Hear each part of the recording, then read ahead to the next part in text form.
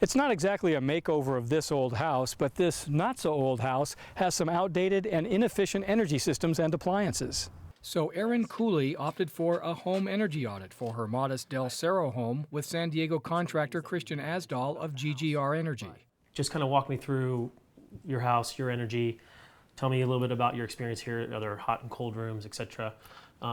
Things that concern you. Okay, this is a house that was built in this neighborhood in 1964-65.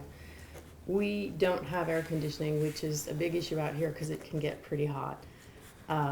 We lived with that for several years before installing a ceiling fan between the floors. We're on a tri-level. Asdal and his assistant inspect the outside Yeah, and then like holes like this and inside of the house. All of that black is air leakage. Then they do a variety of tests using specialized tools to measure energy loss from doors, windows, walls, and vents. The tests also measure the efficiency of appliances. We'll look at this appliance and what year did you get this? 99.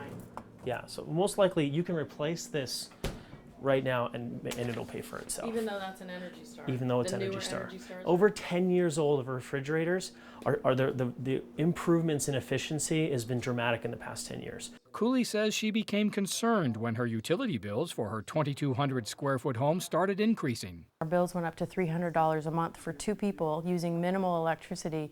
We were extremely concerned. Several weeks after the inspection, Cooley received a comprehensive energy report.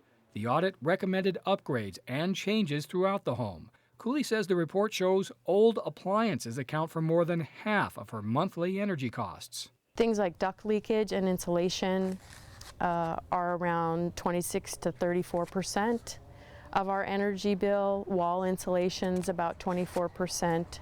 Air leakage about 20%. So it's a nice assessment of where we're wasting energy, or what we're paying for that's just going out the door. But when she looked at the cost of doing all the recommended changes and upgrades, Cooley found the money she'd have to spend was too much for too little savings on her utility bills. The numbers just don't seem to work for us. Now, if this were a bigger household, we're just a two-person household, we use what we think is minimal energy. If this were a family, lots of people in and out of the house, lots of showers, washing machines, dishwashers, a lot of cooking, this might be a really valuable tool to achieve substantial savings. 25–26% for us isn't substantial. Cooley says spending money now during a time of economic uncertainty is something she has to think about, but she does plan to consider upgrading some appliances and adding attic insulation, giving her a little bang or slightly lower bills for fewer bucks.